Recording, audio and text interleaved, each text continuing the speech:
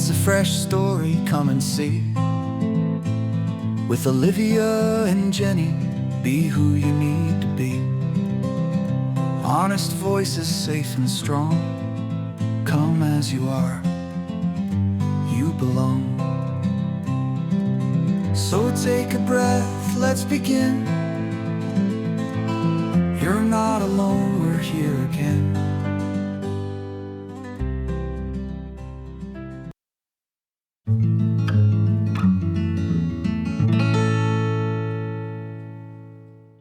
Hello, hello, hello. Welcome back to A Fresh Story. This season, we're talking all about families, how families are created, how families are built, and all of the amazing people that go into creating families, which is what we're talking about today. We have Emily Westerfield here. Emily, can you tell us who you are and what you do? Of course. So I am Emily. I am a mother of 3. I live in Ohio, and I am a surrogate. I also own a surrogacy agency. So my whole life is focused on building families. I love love that. And I've been following you for a while through different channels on social media. And so when your name came across our desk for this season, I was like, yes, we have to talk to her. So let's start at the beginning, Emily. What is a surrogate? A surrogate, a gestational surrogate, Okay. is someone who carries a baby for a person or couple who is unable to carry for themselves. And whether that be a same-sex couple or whether that be a heterosexual couple or a single parent, they have to create their embryos first. And whether it's using their own genetics, their own egg and sperm, or if they use donor material, they have to create their embryos first. And then a gestational surrogate carries them for them. Traditional surrogacy is someone who uses her own eggs and then carries the baby, either using the father's sperm or donor sperm. That is not something I do. That is not something I'm willing to do. I'm not well versed on it. The laws even on it are just so Yeah. unfair and sticky all over the world. So gestational surrogacy is what I do. And so even as myself as a carrier, the intended parents and the families that I've been able to help have all created their embryos first and have most likely done some type of genetic testing to make sure they're viable embryos.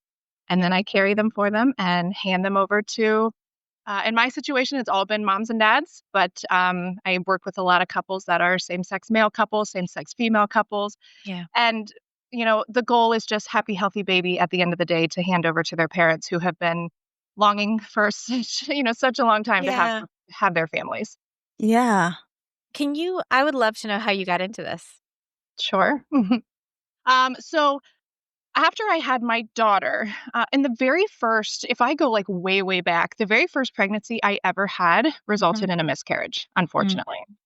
I then had my daughter, perfectly healthy pregnancy, full term, no complication, everything was great. And then when my husband and I were trying again for a second child, it again resulted in a miscarriage. And so then I got pregnant again and I had my son, my middle son. And when we got pregnant, we always wanted to have 3 children. When we got pregnant again with our last son, the entire time I was terrified because I felt like I was in this pattern of miscarriage and baby and miscarriage and baby. So by the time I got pregnant with Charlie, who is my third, I just constantly was living in fear. It was so scary to think every day, am I going to wake up to blood in the morning in the bath? Yeah. Am I going to wake up to pain or cramping? Is this going to end in this, awful pattern? And thankfully it didn't. And Charlie keeps us on our toes, just as Third child? the family third child does.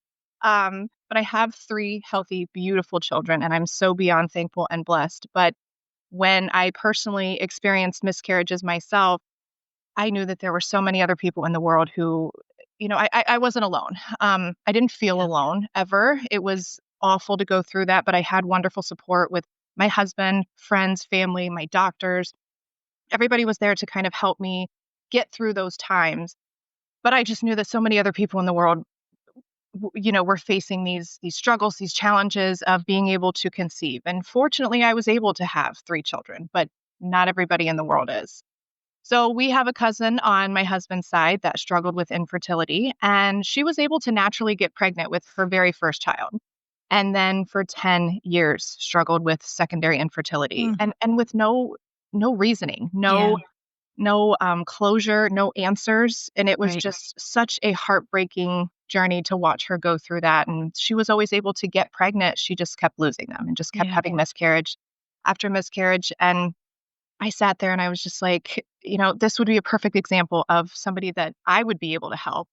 But I didn't know, even because I had experienced miscarriages on my own, if I were even going to be eligible to help somebody. So it was definitely a big learning curve for myself, and having to take the time to educate and really understand what surrogacy was.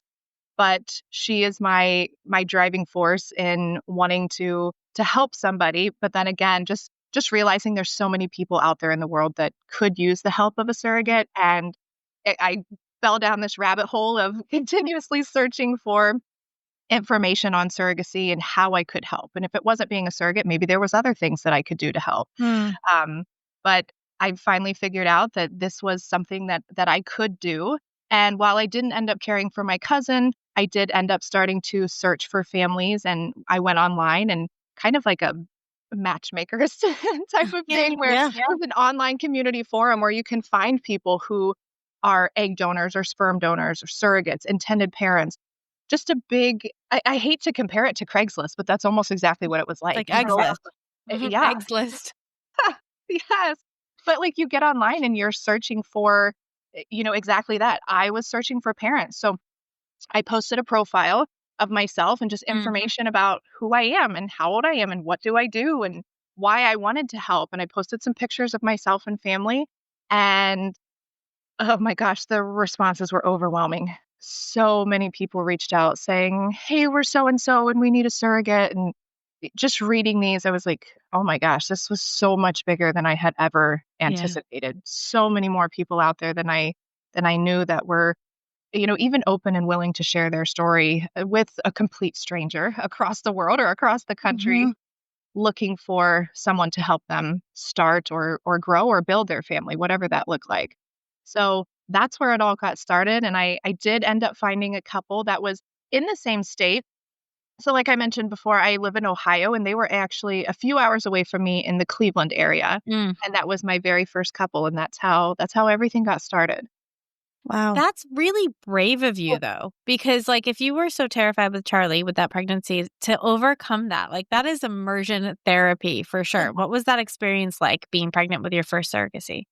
Um, I think it was almost not so much fear, but just more anxiety and more worry and more nervousness of, okay, now I'm in charge of someone else's baby. Like, Yeah. this isn't mine. And while that was an emotional struggle in itself, and being able to get through that, I did get through that.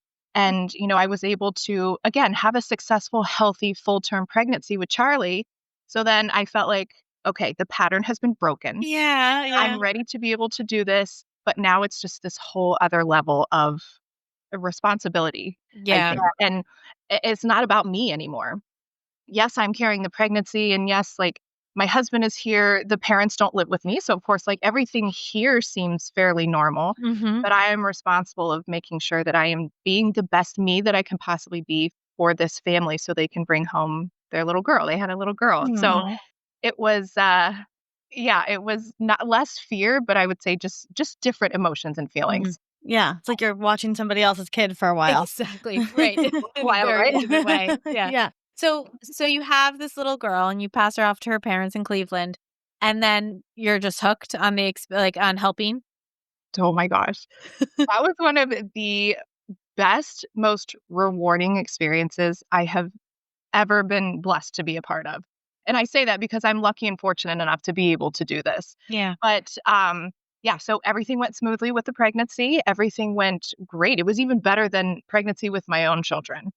Even in any of the pregnancies that I have had, I've never had morning sickness. Mhm. I always say, like, I get gaggy a little bit, like things will make me feel like uneasy, but Mhm. I don't ever get sick. Mhm. My most severe, side effect, I think, would be heartburn. Once I Mhm. get to a Mhm. certain point in time, I get that reflux, I get that heartburn, Yeah. Mhm. but that's probably the worst of it. So I do my best, my very, very best, to keep normalcy around my home. Mhm. Just because this is something that I wanted to do for other people and give so much of myself, I don't feel like I should take away from my husband and my kids, Mhm. who Mhm. deserve wife and mom first. They deserve me first. So I really tried to maintain normalcy in the home and still go out in the backyard and play ball and still do all the things that I would do normally if I weren't pregnant. So so yeah, I think that when I very first got started and was talking to the parents and kind of learning more about them, for this couple specifically, I had their third child. So they were able to have two children already, but she ended up having to have an emergency hysterectomy during her second birth. And they too, just like us, wanted to have three children.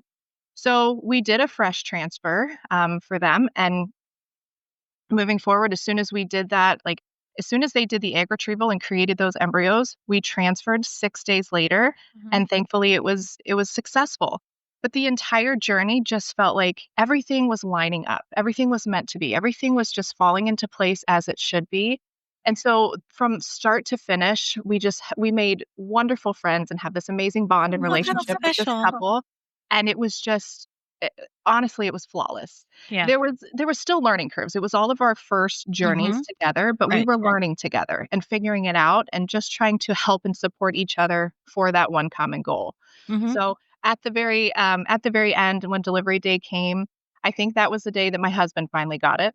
So I think finally understood, like, Yeah. okay, now I get it. He was able to watch me, go through the laboring process, but then be able to deliver a baby and just to see the relief, I think, on their faces, the joy, the tears, all of the emotions that happened in that delivery room that day were, I think he finally got it. And from there, I was like, oh my gosh, this is one of the most incredible, beautiful things ever. Wow. And I'm going to ask questions, and you are always free. Like, if you're like, I don't want to answer that, just let me know. But I have questions. So, what was that like? What's that like passing a baby off that you've gestated for 9, 10 months, like to somebody? Was that tough? Was that beautiful? Like, was it a mixture? Wasn't tough at all. Beautiful is Yeah. a perfect word to describe it. It was awesome. It was rewarding. It Yeah. was beautiful. Just because we're talking about families and we're talking about Yeah. people. We're not talking about cars, and cars are beautiful, but this is a baby. And the fact that we were able, again, I think like that biggest emotion to see was relief. She's here. She's finally here. Everything else that has happened in the past of even just going through all of the logistics that we needed to, the contracts, getting through all of those phases and pieces and every prenatal appointment, listening to the heartbeat and seeing the growth scans and being able to just follow along to get to that day. Yeah.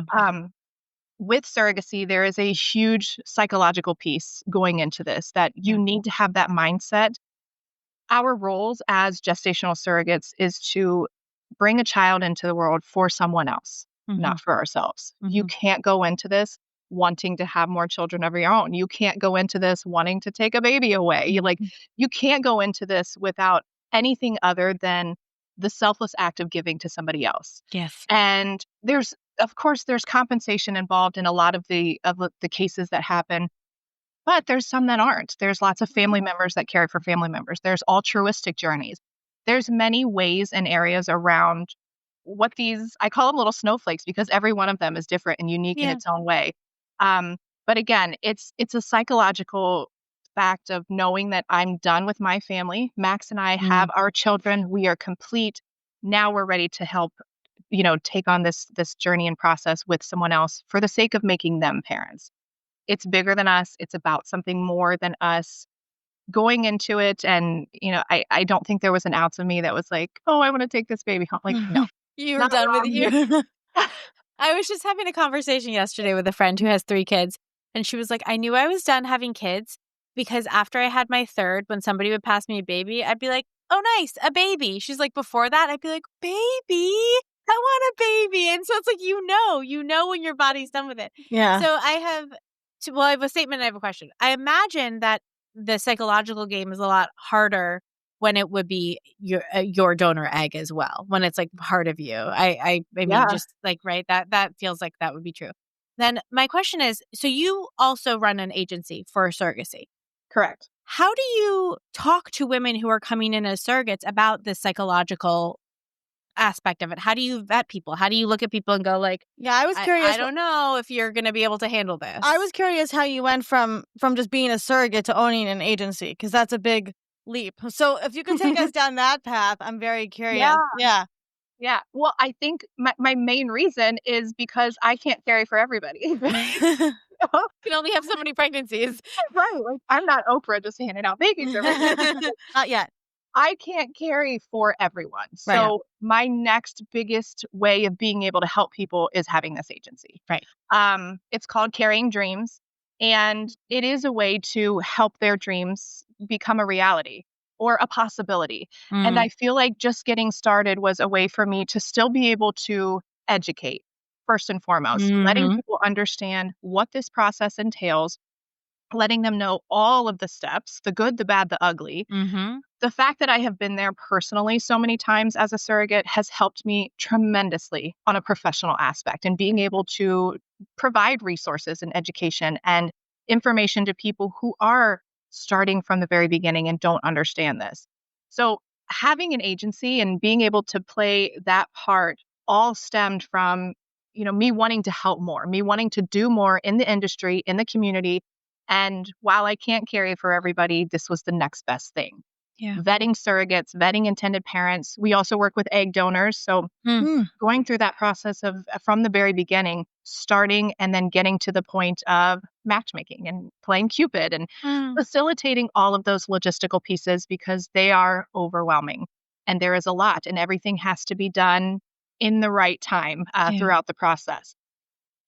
So yeah, I think that's exactly where it stemmed from. But Jenny, what was your other question? How do you vet people? How do you vet the potential surrogates of making sure that they're at the level that you were at psychologically, so that they, have it's a positive experience as much as it can be for everybody? Yes. Okay. So I think just first and foremost, having them understand that there are risks involved with every pregnancy, no matter what. If you're caring for yourself, if you're caring as a surrogate, there's risks involved. So I want them to understand and kind of put themselves in a place where, if there were a complication that were to arise, if there was something that were to happen and you were acting as a surrogate, if something were to happen and you lose your ability to conceive naturally, or something were to happen and you couldn't carry or have any more children of your own, are you okay with that? Is your family complete? Are you ready to, call that part quits and then be able to move forward for the sake of helping somebody else and not yourself? Do you have a solid support system? Have you talked to your people? Your parents are going to be supportive. Your agency will be supportive, your medical team, but you have to have your own people. Every single day of, living your normal life, your spouse, your partner, your friends, and coworkers, anybody out in the community who may or may not understand or agree with this, you have to have those people that you can fall back on, that you can talk to, vent, cry, do all the things, and make sure that you have that support system. Also just understanding that going into that psychological piece of things, and understanding that you are doing this for someone else, and understanding that you do not want to take a baby home at the end of the day. Yeah. And while there's an amazing bond, and you may still have an attachment to the baby that you're growing, and it's fun to feel the little kicks and all the flutters, but are you feeling them and then getting attached? Are you feeling them and taking videos and, pictures and things like that? Or are you sharing those things with the parents? I think there's a lot to understand in how you are comprehending what those feelings are when you are experiencing them throughout the process. Yeah. So I think just going through and making sure that they're done with their family. So if they want to help, there's no reason that they would have any complication that wouldn't allow them to have another child themselves. And that going into it, to understand that you're doing this for someone else, and there's lots involved, but this is for the greater good of another family. Yeah. How many babies have you carried? So including my 3, I've had 11 total. So I've been able to carry 8 surrogate babies, and I've been a surrogate 6 times. So two of the pregnancies were twins. Wow. Yeah. Do you have agency rules around how often a surrogate can carry a pregnancy? Like what the spacing between pregnancies are?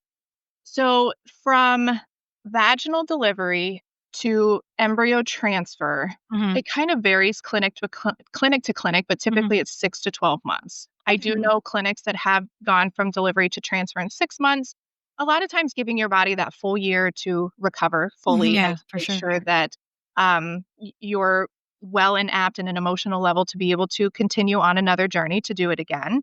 A cesarean delivery, it's at least a year, Mm. and sometimes maybe even a little bit further beyond with that, massive abdominal surgery. Yeah. I have logistical questions because I know people are going to ask these. So, Sure. can you hire a surrogate? I'm in New York, right? So, let's say, could I hire a surrogate in Ohio? Does it matter where the surrogate is? Nope, it doesn't. Okay. So as far as my agency goes, we work with surrogates all over the country. Mm, There are some states that we still do not work with due to their laws on surrogacy and due to right. their parentage laws for allowing the intended parents to actually gain that parentage in the birthing orders after the baby's born. But if you're in New York and you want a surrogate in Ohio, that's perfectly fine. The thing is, though, with surrogacy, carriers need to be aware and made aware. And part of the process when I speak to them is understanding travel is involved. So if there's preferences on either the surrogate or the parent side of where the carrier lives or where the Yeah. parents live, especially because the travel could be minimized, of course, if she's closer, right? So maybe she's not flying in from California or from Ohio to get to New York every time. If you have someone in the same Yeah. state, that travel can be a lot more manageable.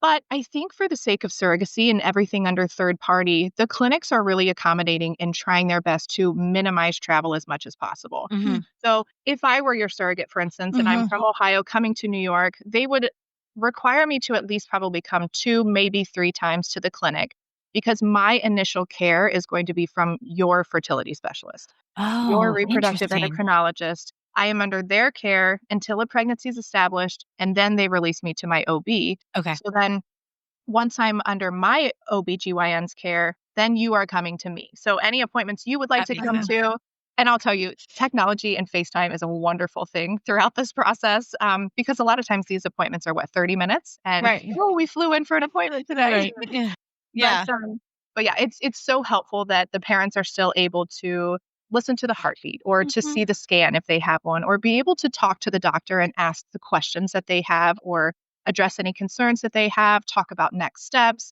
But yeah, so there's a little bit of care in the beginning under the fertility specialist. Mhm. And then once that pregnancy is established, the care turns over to OB. Because the embryos are very fragile and that's where the embryos would be made. Is that why? Exactly, because Okay. that's where the embryos are. And most likely, I mean, that's where the parents have been receiving their care thus far Right. until they Right. started with their surrogacy journey. So it'll remain under their care. Now, there's also an option that the parents could ship their embryos closer to where the surrogate is to Mhm. allow, to minimize that travel as well. I carried for a couple in North Carolina, and that's where their embryos were. But they said, Emily, we don't want you to have to fly out, so many times to come here. So they sent their embryos to Columbus, Ohio, and that's where I traveled to, which is about an hour and a half away from me. So Right. much more manageable there. They FaceTime for all the appointments and we got it done that way. Do you have to have had children to be a surrogate? Yes. Okay. You've had to had at least one full-term, uncomplicated pregnancy, delivery, and postpartum period. Yeah. Um, Mainly, and I don't know in any other nice way to put this, like we need a proven uterus. We Yeah. need to make sure that you can Mhm. carry to term without complication. We need to make sure that you are somebody who, if we're putting all of our eggs in one basket, that we Mhm. can make sure that this has Yeah. been proven before. All of our Yeah, that embryos in makes one sense. basket. Yep. So how many surrogates do you have sort of at any given moment within the agency? I'd say around 30 to 40. Wow. A Um, lot. It's a lot of and babies being made. I know. It's so awesome. And what's awesome is, like, I get the question too, like, how are you able to manage all those cases at the same Mhm. time? The answer is always that they're all in different Yeah. phases. They're all in Right. different places of their journey. So in the beginning, when they're doing screening steps, and surrogates have a very, very thorough and rigorous screening process in the very beginning. Mhm. They have to initially meet with their OBGYN to go through, like, just to talk to them, like, hey, I'm interested in being a surrogate. Do you think, like, I would be healthy enough to get pregnant again? They'll get a physical by their doctor, an updated PAP. We get a clearance letter from their doctor, but we pull all of their previous medical records, their pregnancy history, delivery reports. They're required to do a psychological evaluation, criminal background checks. We do insurance verifications. And then once they have that and their profile all completed, we then send it off to a fertility specialist to have the clinics review and take a look at their process. So they have to go through all of that before they can even get to that fun part of matching with intended parents. Right. So there's so much that they have to go through even to get to that point, that we also hope that that helps with them understanding the commitment and making sure, like, you're not going to get $30,000 in the beginning. Like, you're going to sign your name on a dotted line and here's your check. Like, that's not how this works. You have Right. to show that you are able, willing, capable, communicate at the same time. So in the beginning, when they're going through all of that process, that's, one thing, and we're waiting for results from different places or waiting to hear back. Then when they get to the point of matching, there's match calls, and those are super fun to be on, and just to watch that initial bond and relationship start. When they move forward, there's scheduling of appointments with different fertility specialists and doctors as they're traveling, handling all of their travel arrangements. When they get in the legal process, when they start that first phase of legal, it's a long wait time. It's at least 4 to 6 weeks on a quick turnaround. But that's a lot of waiting time. And then after that, once they're scheduling embryo transfer, it's more travel arrangements and scheduling of appointments and making those happen. And then after that, fingers crossed, there was a pregnancy that was established. And then it's just, watching and maintaining, monitoring those appointments as they're moving forward with their prenatal care. So each person is in a different phase as they come into the program, and what kind of steps and phases they're going through, to people who maybe are just being seen by their doctor every month, throughout the process of the pregnancy. Right. How involved are you, Emily, in all of those steps personally? Every single step. Okay. Wow. Every single step. Wow. Yes. You mentioned this before, so I'm going to bring it up because people are going to ask, what does compensation look like? What does that cover? What does that mean in terms of a surrogate, gestational surrogate? Sure. So compensation there's a big, big range, at least in the United States. So I would say anywhere from $25,000 on the low end, all the way up to, I've seen $80,000, $90,000 on the high end. Typically, those numbers range based on experienced carriers and if they have surrogacy benefits with their insurance that are helpful to the intended parents. Typically, you'll see them have a little bit of a higher base compensation request. But the one important thing to understand about the base compensation is that they don't receive that until they actually have a confirmed heartbeat on the very first early ultrasound, usually around 7 weeks. And then it's broken down into monthly payments throughout the entire pregnancy, the entire process. So, for instance, if your surrogate receives $50,000 as her base, that's what she gets for carrying the baby. So 7 weeks, when they have a viability scan and there's a heartbeat and everything looks great at that stage, she'll receive maybe $5,000, and that will be her monthly payment. So roughly at about a 10% increment is how that $50,000 is broken down. That's one of the scariest things for parents to understand too, is that she gets pregnant and I give her $50,000, and it's like, no, that's not how it works. The pregnancy has to continue to progress to ensure that things are going well for her to continue to receive that compensation. There's another schedule for what we call contingent compensation, and that is just that. It's contingent on all of the other things that happen throughout the process. So a maternity clothing allowance for as she grows and needs, a new wardrobe. Fascinating. When she starts her hormone medications, when she travels to the clinic or has to take days off work, there's lost wages. There's some things that are a bit more rare, a C-section, loss of organs, things we don't like to talk about, invasive procedures. So there's lots of things on that schedule that a surrogate would be compensated for should they happen, which would bump up the base a little bit more. But typically, I would say that's usually between $15,000 and $25,000 additionally to what she receives in her base as more reimbursements than compensation. It's fascinating. So, not to be crass, but this is a great job for a woman who already had children, who wants to kind of stay home with her children and also continue to carry children for other people and receive some income. Yep.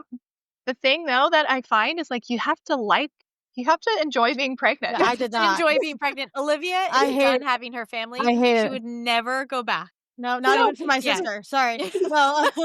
I hated it. Yeah. No, I think that's true. You have to enjoy being pregnant. You have to feel like, I have very light periods. And so I'm always like, well, you have to understand my period's not that bad. And it's kind of the same thing. Like, you have to enjoy the process of it, or at least feel Right. neutral about it. Right. Exactly. And that's why I always say, and people are always like, you must love being pregnant. I'm like, I tolerate it very Yeah.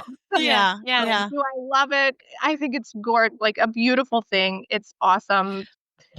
Right. Probably that's the best of, like, yeah, it's like, it's good. I'm good on it. But Yeah. I think that, like, not being like, oh, it's the most beautiful, like, that might be the too much into the emotional period. But this is like, you're like, yeah, it's good. I can do this for other people. It's something I can do, and it doesn't really emotionally spike me or deflate me. Yes. And I can't tell you how many like amazing women have reached out because they want to do this. They want to help Yeah. others, but then they don't qualify. Like Yeah. it also takes a very, very blemish-free history Right. and Right. report and records to be able to proceed. Because with intended parents spending hundreds of thousands of dollars on this process, they want the best of the best. They want Yeah. to put, their embryos again in something where course. they feel like it's going to be their absolute best outcome Right. in hopefully bringing a child to the world. And usually, if a person's at the point of um, going into surrogacy, of investigating surrogacy, they've had a lot of disappointments. And so I would imagine they want to prevent as much as they can those more disappointments. Exactly. And what we don't want to set them up for is any more No, disappointment or no, heartbreak, no. right? So we want to make sure that all of the surrogates and candidates that come in are properly vetted and that they have been through the thorough screening that two different doctors have looked at them and said, okay, Right. I'm okay with proceeding. They still have to go in, even after they match with parents, they have to go to that clinic to get a ton of baseline testing Yeah. done. There's drug screens and urinalysis and blood work and infectious disease panels and Yep. ultrasounds and FDA requirements, because this all falls under third party. So there's requirements for FDA. Just making sure that this person, we have crossed all of our T's, dotted all the Mhm. I's. This person is your best bet at bringing this baby to the world.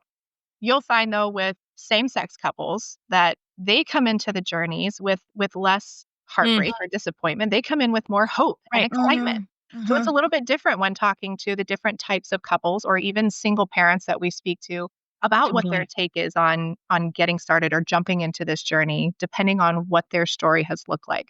So anytime I have a conversation with parents, I'm like, share your story with me Yeah. first. Let me You Mhm. let talk. me Mhm. hear let me hear what you've been through thus far, and when did you create your embryos? Hmm. Have you, looked at other agencies or other Right. surrogates? Have you tried doing this Mm, independently or, um, mm, with an agency previously, and maybe it didn't work out?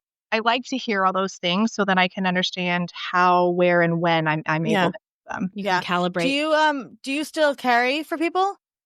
I do. Yeah. Okay. I love that. That is so cool.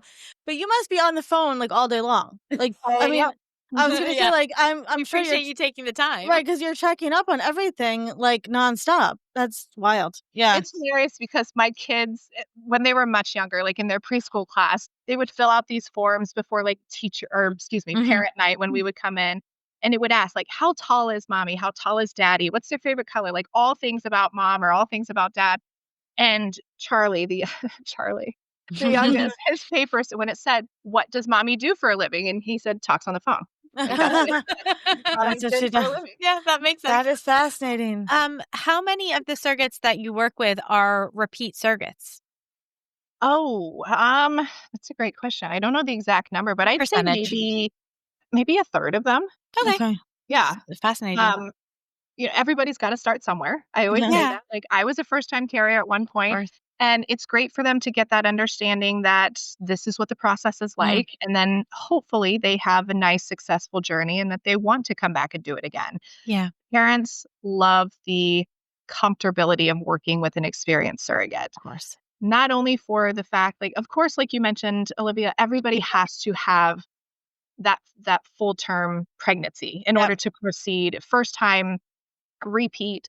But if they understand they've gone through surrogacy before and they've been through the process, they know what to expect. They understand the timelines, all of the logistics and the details in the beginning, and then being able to deliver a baby and hand it over at the end of the Mhm. day. Yeah. And they've Yeah. been emotionally and physically cleared to be able to proceed again with that. Like that's that's something that intended parents really appreciate and love and prefer when they're working Right. with surrogates. I do always like tell them though, like, I don't think there's any difference. And this is my opinion. I don't have an MD behind my name, Okay. but I do feel like there's no difference whatsoever in me getting pregnant as a surrogate when I've done this so many times than a first-time carrier. Mm-hmm. I truly believe that if their body is responding well to the medications, their hormone levels are there, their uterine lining is getting there, they're following all of the instructions that they need to, embryos look good, doctor looks good, like all of the things are lining up. Who's to say that she can't get pregnant just like I can? Right.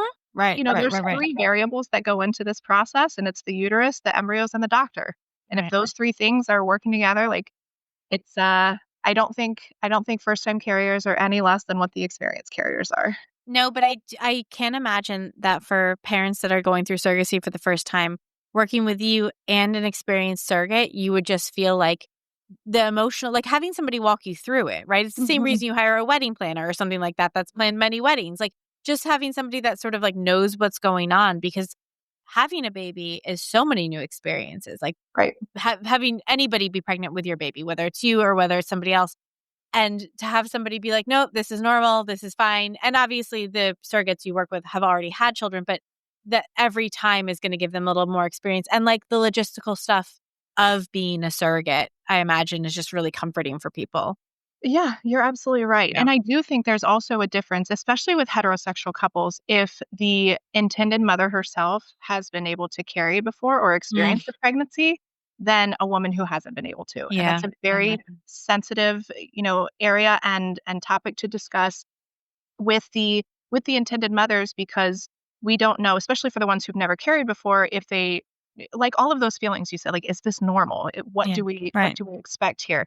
They've never had the feeling of being able to carry, at least to term, before to understand what that's like. Yeah. I feel like with those heterosexual couples, a lot of them have gone through the IVF process, so they know what to understand when a surrogate goes through that IVF, Hmm. but then they've never gotten to the point of achieving that pregnancy. And so that's Yeah. a very sensitive and dainty relationship in line that needs to be just I would say catered to a little bit more, and making sure that she feels like there are no feelings of jealousy, or there are no feelings Right. of um I I don't ever want to say hate, but just It's frustration. tender. Yeah, It's resentment, tender. yeah. Yeah. Resentment, yes, yes. And just understanding that, again, bottom line goal here, happy, healthy baby. Mhm.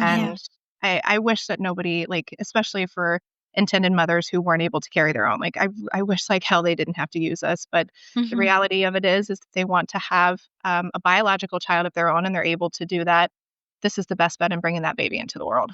Emily, what are some of the stigmas around surrogacy, and what do you wish people knew about gestational surrogacy? Ooh, I love this one. Um, I am not having sex with random men and, bringing a child to the world. That's, by the way, that's the clip I'm going to share on social media over and over. No, Go for it. We're not selling babies. Right. And most of the time in gestational surrogacy, again, it's their best opportunity of being able to bring a biological child into the world for heterosexual couples, or at least for one of the genetics of a same-sex couple. Right. Because I am pro everything. I am pro surrogacy, pro adoption, pro all the family building, Yeah. areas. Whatever is the best option for you, whatever's the best Yeah. fit for you, that's the best fit for you. Like, love is love no matter what. But I also feel like this is one of those options where, again, you have that opportunity to have a biological child, or even be able to bring a child into the world. And through these gestational surrogacy agreements and these contracts, it's not like adoption where the mom can change her mind towards the end. Like, Right. you have that in place to be able to have those parental rights and those birthing orders to know, like, this is set in stone and this is in place for us to be able to take home this baby, again, based on the state laws. So that's something we always need to be careful on, where the surrogate lives and understanding what those state laws are for surrogacy. The way those are even broken down as well is the types of parents they're caring for, their marital status, and then whose genetics are used to create those. Oh, And wow. Yeah. every single state varies there. Um, so yeah, I think that, we're not having sex with random men. There's no turkey basters involved. We're not selling babies. Um, this I don't like to call it a job necessarily, yes, I do this professionally in a different aspect, but me being a surrogate, I've never looked at it as a job. I feel like I'm being compensated for my time, my pain and suffering for the service of me being able to help someone else. I don't like to call it a job really, but everybody's going to have their own opinion. And I feel like just being able to get information out there will help people understand. And whether or not they agree, whether or not they, are going to Yeah. have, they're still going to have whatever opinion they Yep. want. But Yeah. providing them with that education on these are the facts of what this looks like, people just don't understand. I had somebody reach out to me maybe a month ago. She messaged me on Facebook and she said, "Hey, Emily, I have a friend's daughter who is almost all the way through her pregnancy and she really doesn't want the baby. She's not in a financial place to be able to, continue to live with the baby. Mhm. And I think she would really benefit from your agency in being able to find some intended parents for the baby." Mhm. And I was like, that is adoption. That is not Mhm. surrogacy. That is not Yeah. what I do. And then I had to like literally sit to myself, like, there's people out there who think that that's what I do. And it's Yeah. okay. Like nobody's focused on me Right. all the time, which is unfortunate. Mhm. But there's people that just don't understand and they're not Yeah. educated on what surrogacy is. Mhm. Especially, I think that there's so many people. The biggest difference with traditional and gestational surrogacy, I can guarantee you, if we were to ask 10 people, 7 or 8 of them would probably think that these are my babies and that Mhm. Max and I are getting pregnant and I'm giving them away to people. Well, I have to imagine that things have changed significantly in the last 20 years as far as surrogacy goes, right? Because of IVF really being Yep. more significant. Because we know people that have done like traditional surrogacy with their children, and that's how they built their family. And it seemed more of the norm maybe 30 years ago. Yeah. Yeah. And I just think I'm so proud of the companies now who are offering IVF benefits. I'm Yeah. so proud of more people who are coming out and not being afraid to share their story, Mm-hmm. or not being shy about it. As so many people I know still want to keep them private, and I completely get it. Mm-hmm. But just putting yourself out there is going to open up a world of possibilities that you maybe weren't even aware of, Mm-hmm. for people who could help you Mm-hmm. Yeah. or bring you to a place where you feel a little bit more relieved going into the process or not so overwhelmed. So Yeah. we have come such a long way in the last 10, 20, 30 years from what this used to look like and all of the stigmas around it too. Absolutely. Totally. So, Emily, if somebody's listening to this and they're considering starting a family in the way that they want to start a family and they're not sure what they want to do yet, what would be some words of wisdom that you could leave with them? Um, research, research, research. Mm. Talk to all the people that you can. Educate yourself. Reach out if you're okay with not being so private about your journey or your struggles. You don't Mhm. have to go into a ton of detail, but putting yourself out there is again going to open up a world of possibilities and people who may be able to help you or again just eliminate a little bit more of the overwhelm. Um, know that you're not alone. Know that, we just talked about this has come such a long way in the past 10, 20, 30 years that this is something now that science has come such a long way and family building and all of the things that are out there in the industry and in the community to be able to help you get to where you want to be is there for you.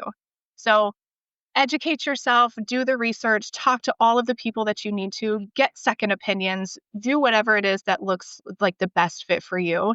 And Mhm. even on like when I have consultations with parents, I'm like, listen, at the end of this call, all I want you to do is trust your gut. When Yeah. you find that agency, when you find that surrogate, when you find that doctor, when you finally feel like this is right for me, go with it and hold on to it. Trust your gut because this process is going to make you feel uneasy and nervous and uncertain. And you're going to have just a world of emotions, but trust your gut and stick to that and make sure that whatever that end goal looks like for you, you have the support system around you to bring yourself there. I love that. So, if somebody's listening to this and they want more information from you, Emily, where can they get in touch with you? Sure. So Carrying Dreams is the agency. And info at Caring Dreams is the email. www.caringdreams.com is the website. There's a ton of information on there and lots of blogs and just informational posts again. So when you're starting that educational piece or you're finding those resources and information, that's a great tool to be able to access, or just shoot an email and schedule a call with me. And I can answer Amazing. all the questions to the best of my ability and just make sure that you feel comfortable and confident in being able to move forward in whatever that next step looks like for you. Amazing. Well, I'm just so excited that you are normalizing this for so many people and taking the stigma away and making it like light and exciting and just a beautiful other option for people, because we have plenty of friends that why is my mic is doing weird things today? It It is. doesn't want me talking. We have plenty of friends who who have used surrogates because they have lost infants or because they have lost children, and to watch them then use a surrogate and bring a child into the world is such a beautiful moment. And so we're just so thankful that there's people like you who exist, who are here on this planet as a I mean, your profession is bringing Making dreams come true. right, making dreams come true. Carrying dreams. Yeah. So It's a clever name. yes, you're a dream maker. Emily, you're a delight to talk to. Thank you so much for taking the time. And we're going to let you go back to your phone calls and checking on everybody as the mama hen. We appreciate you so much. Thank you. Thank you so much for having me today. I appreciate you both.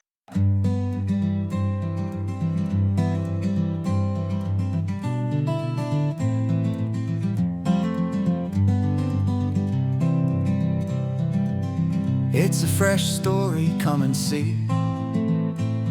With Olivia and Jenny, be who you need to be. Honest voices, safe and strong. Come as you are, you belong. So take a breath, let's begin. You're not alone, we're here again.